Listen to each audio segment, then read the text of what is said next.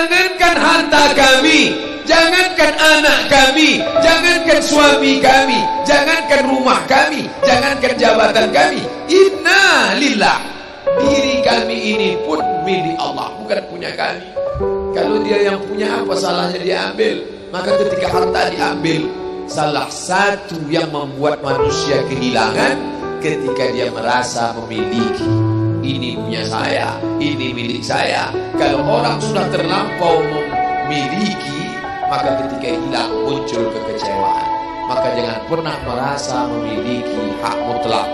Ini rumah punya siapa? Rumah punya saya, namanya nama saya. Tapi itu titipan Allah, kapan dia mau diambil. Kalau yang menitipkan mengambil, tempat penitipan barang, kita cuma tukang jaga. Pak, titip helm ya, ya, ini nomornya. Pak, titip mobil ya, ya, ini parkirnya. Pak, titip HP ya, ya, ini. Pak, titip tas ya, ya. Kita cuma penjaga barang titipan. Lalu ketika pemiliknya mengambil, kenapa marah? Orang bukan punya kita kok. Ketika salah sangka, makanya kita ini selalu sering salah sangka.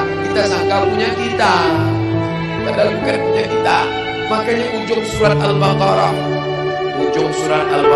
baca setiap hari. Asar dibaca sekali, subuh dibaca sekali dalam maksurat. Lillahi ma fis samawati wa ma fil ardh.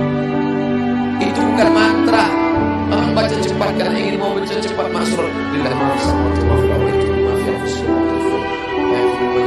Itu bukan mantra. Kita sedang diingatkan pagi sekali, sore sekali. Lillahi ma fis samawati wa ma fil ardh. Apa yang di langit, apa yang di bumi, lillah, bukan punya kamu. Kenapa? Kalau sampai kita katakan punya kita, lalu ketika dia hilang, kita stres, kita depresi. Orang yang kehilangan anak, dia tidak sedih. Kenapa? Karena itu pergi duluan, nanti dia akan menyusul belakang. Suami kehilangan istri, dia tak sedih. Kenapa?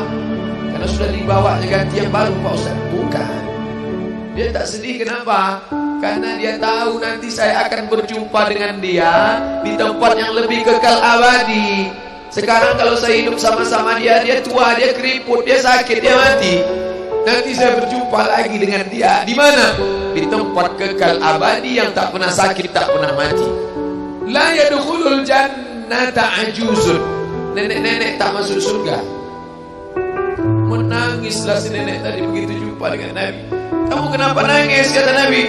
Ya Rasulullah, aku tersinggung ucapanmu. Kau bilang nenek-nenek tak masuk surga. Kata Nabi, memang tak ada orang tua di surga. Kalau begitu aku tak masuk surga. Kamu masuk. Terus nanti kamu masuk, kamu jadi muda lagi. Orang di surga itu umurnya 30, 33, 30, 31, 32, 33. Kenapa umur itu? Kalau nenek-nenek masuk surga, di dalam surga banyak kenikmatan. Sedang di surga, di dunia aja tak bisa. Pergi hari raya ke rumah orang, makanannya kacang tauhid. Umur 70 mau makan apa? Makanya orang masuk surga umur 30, 31, 32, 33. Kenapa? Itulah usia yang bisa menikmati. Oh, jadi maknanya bukan orang tua tak masuk surga. Jadi ketika orang melihat pasangan saya mendahului saya, karena Allah lebih sayang, dia pergi ke tempat yang lebih sayang daripada kita. Orang menangis tak berhenti, dia menganggap dia pergi, oh dimakan cacing tanah dia. Padahal dia sudah pergi ke tempat yang lebih sayang daripada kita. Kita sayang, tapi sayang kita temporer. Ibu sayang pada anaknya, berapa jam dia bisa sayang? Pergi dia bekerja, dia tinggalkan. Pulang dia bekerja, dia tidur, dia lupa. Berapa banyak anak-anak masuk ke tempat air panas gara-gara orang tua lupa menjaga, teledor. Berapa banyak anak yang jatuh cacat, orang tua yang katanya sayang, tapi sayangnya itu terbatas. Dia sudah pergi ke tempat yang lebih sayang. Siapa dia? Bismillahirrahmanirrahim. Dengan nama Allah yang Maha Pengasih dan Maha Penyayang. Maka ketika ujian itu datang, ayat ini hilang. Saat ujian itu datang, ayat yang dikaji malam ini, hadis yang dikaji malam ini hilang, terbang, melayang, tak berkesan. Ada orang lain yang mengingatkan. Tadi pagi saya takziah. wajah sahabat saya ini ustaz, tapi tadi wajahnya lusuh. Turun, nampak dia sedang bersusah hati, maknya meninggal dunia. Saya bisikkan ke telinganya satu kalimat, satu ayat, inna lillahi wa inna ilaihi raji'un. Waktu datang, waktu mau pulang saya peluk kuat dia, inna lillahi wa inna ilaihi raji'un. Apa tak tahu dia ayat itu? Tahu, dia ustaz, dia sering menceramahkan ayat itu, dia hafal ayat itu. Kenapa ustaz ingatkan? Hari itu ayat itu hilang dari kepalanya. Yang terbayang adalah wajah ibunya yang dulu membesarkan dia 9 bulan 10 hari menyusukannya, 2 tahun membesarkannya, 9 bulan 10 hari mengandungnya, 2 tahun dia susukan, mengalir darah si ibu dalam badannya. Saat melihat ibunya terbujur kaku, hilang ayat itu, hilang hadis itu.